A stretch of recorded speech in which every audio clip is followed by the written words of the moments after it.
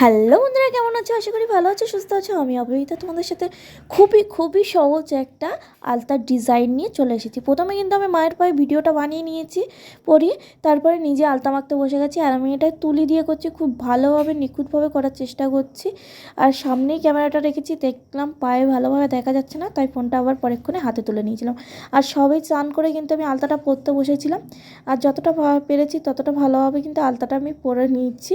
আর এখানে দেখো ফাইনালি এরকম প্লেনভাবে কিন্তু পরে নিয়েছি। আর তোমাদের দু পায়ের ভিডিও দেবো বলেছি বলে আরেকটা পায়েও কিন্তু আমি সিম্পলভাবে এরকম প্লেনভাবে আলতাটা টেনে নিচ্ছি।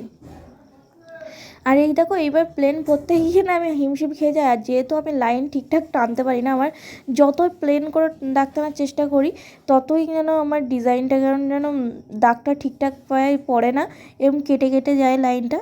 তো যাই হোক, শীতকালে গায়ে তেল মাখলে তো এরকম কেটেই যাবে, কোনো ব্যাপার না। তারপর দেখো আলতাটা কিন্তু খুবই ভালোভাবে কিন্তু পায়ে পরে নিচ্ছি। আর আঙুলের মাঝখানগুলো কিন্তু খুব ভালোভাবে লাগাতে হবে আলতাটা। আমার মনে হয় এরকম পায়ের আঙুলের ভাঁজে ভালোভাবে আলতা না লাগলে আমার ভালো লাগে না।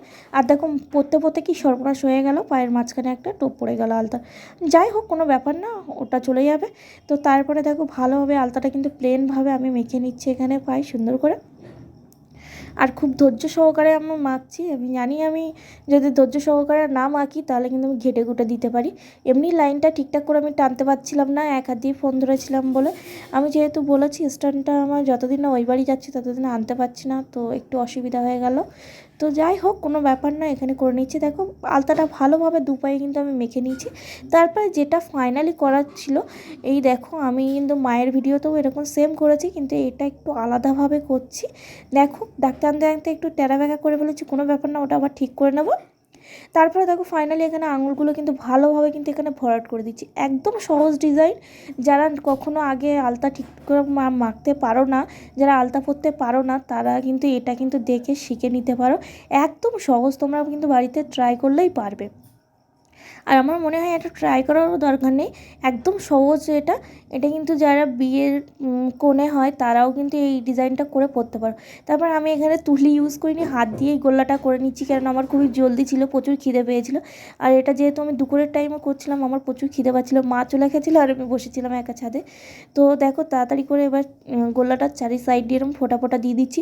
তোমরা চাইলে দিতেও পারো, এটা না দিতেও পারো, কিন্তু ভালো লাগে দেখতে, তার জন্য আমি দিলাম একটু। তারপরেই কিন্তু আমার দু পায়ের ডিজাইন প্রায় কমপ্লিট হয়ে এসছে। আর তোমরা যারা না পারো এই ডিজাইনটা কিন্তু একবার অবশ্যই ট্রাই করে বলো তোমাদের কেমন লাগলো এই ডিজাইনটা। আর তোমাদের ভিডিওটা কেমন লাগছে কমেন্টে কিন্তু জানাতে ভুলবে না তোমরা। আর তোমরা এইভাবে আমার পাশে থাকলে কিন্তু আমি আরও এগিয়ে যেতে পারবো।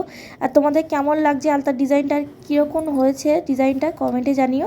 আর দেখো এই ফাইনালি করার পরে তোমাদের একটু দেখি নাও আজকে ভিডিওটা এই অবধি। Tata, bye bye.